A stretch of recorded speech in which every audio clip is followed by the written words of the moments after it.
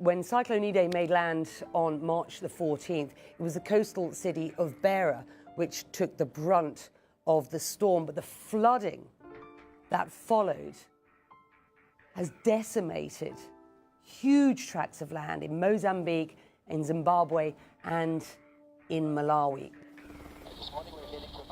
When we arrived 11, 12 days after the cyclone, it was only becoming clear just how destructive this storm had been.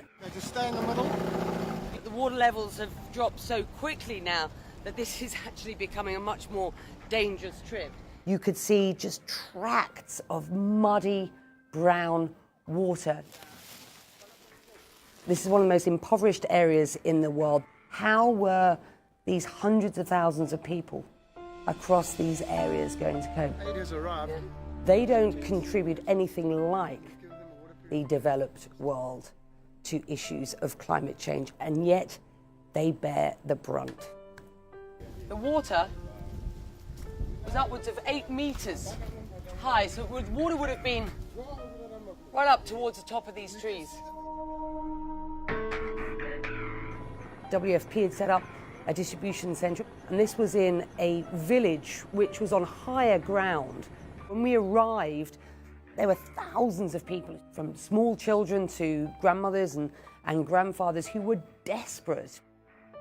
And they were absorbing people from outlying areas who had lost everything. Now, in this village, the school had gone, the houses were wrecked, they had very little food, they needed water. Becky, you can smell that? We were shown by one lady the crop that had survived this cyclone, which was a mouldy piece of corn. That was it. How was she going to feed her family?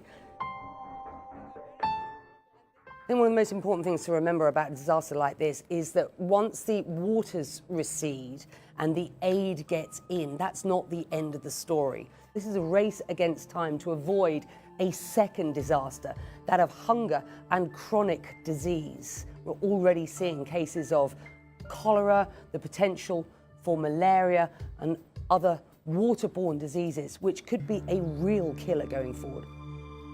These are people who get very little help on a regular basis. As long as they have survived this initial phase of Cyclone Idai, they will survive. You can see that in their eyes, but they need an awful lot of help.